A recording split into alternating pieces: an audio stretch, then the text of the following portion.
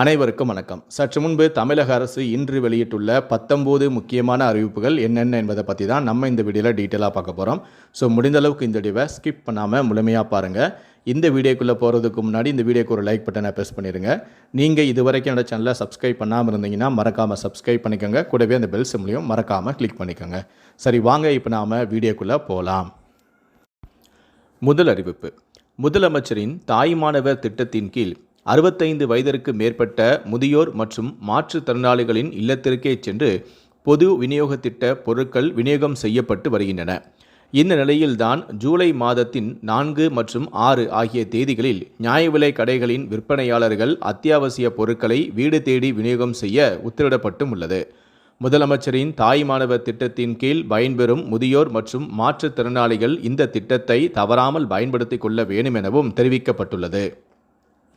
இரண்டாவது அறிவிப்பு: 2027 பொங்கல் பண்டிகைக்கு பொதுமக்களுக்கு வழங்கப்படவுள்ள விலையில்லா வேட்டி சேலைகளை உற்பத்தி செய்ய நிர்வாக அனுமதி வழங்கி முன்பணமாக 300 கோடி ரூபாய் ஒதுக்கீடு செய்து தமிழக அரசு அரசாணையை வெளியிட்டுள்ளது.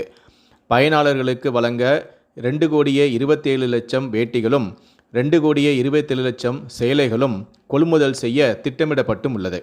மேலும் இந்த வேட்டி சேலை ஆடைகள் உடுத்துவதற்கு வசதியாக இருக்கும் வகையில் புதிய நூல் ரகங்களை பயன்படுத்தவும் உத்தரவிடப்பட்டுள்ளது.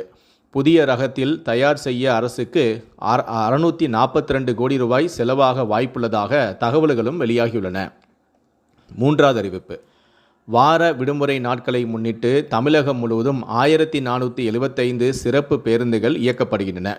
சென்னை கீழம்பாக்கத்திலிருந்து ஜூலை 3ஆம் தேதி வெள்ளிக்கிழமை அன்று 410 பேருந்துகளும், ஜூலை 4ஆம் தேதி சனிக்கிழமை அன்று 290 பேருந்துகளும் இயக்க திட்டமிடப்பட்டும் உள்ளது. சென்னை கோயம்பேடிலிருந்து திருவண்ணாமலை, நாகை, வேளாங்கண்ணி, ஓசூர், பெங்களூர் ஆகிய இடங்களுக்கு ஜூலை 3ஆம் தேதி வெள்ளிக்கிழமை அன்று 55 பேருந்துகளும், ஜூலை 4ஆம் தேதி சனிக்கிழமை அன்று 55 பேருந்துகளும் இயக்க திட்டமிடப்பட்டுள்ளது.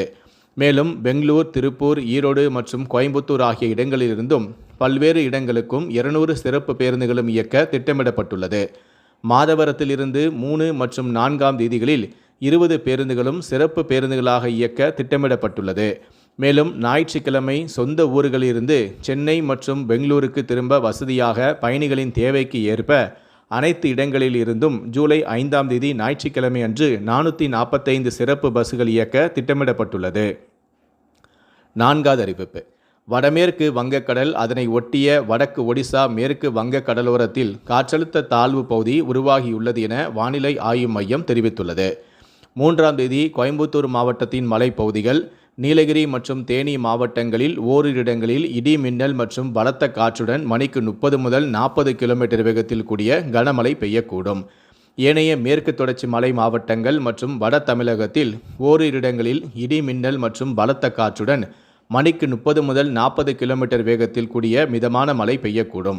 ஏனைய தமிழகத்தில் ஓரிரு இடங்களிலும் புதுவை மற்றும் காரைக்கால் பகுதிகளிலும் இடியுடன் கூடிய லேசான மழை பெய்யக்கூடும். 4ஆம் தேதி கோயம்புத்தூர், நீலகிரி மற்றும் கன்னியாகுமரி மாவட்டங்களில் ஓரிரு இடங்களில் இடி மின்னல் மற்றும் பலத்த காற்றுடன் மணிக்கு 30 முதல் 40 கிலோமீட்டர் வேகத்தில் கூடிய கனமழை பெய்யக்கூடும். ஏனைய மேற்கு தொடர்ச்சி மலை மாவட்டங்களில் ஓரிரு இடங்களில் இடி மின்னல் மற்றும் பலத்த காற்றுடன் மணிக்கு 30 முதல் 40 கிலோமீட்டர் வேகத்தில் கூடிய மிதமான மழை பெய்யக்கூடும்.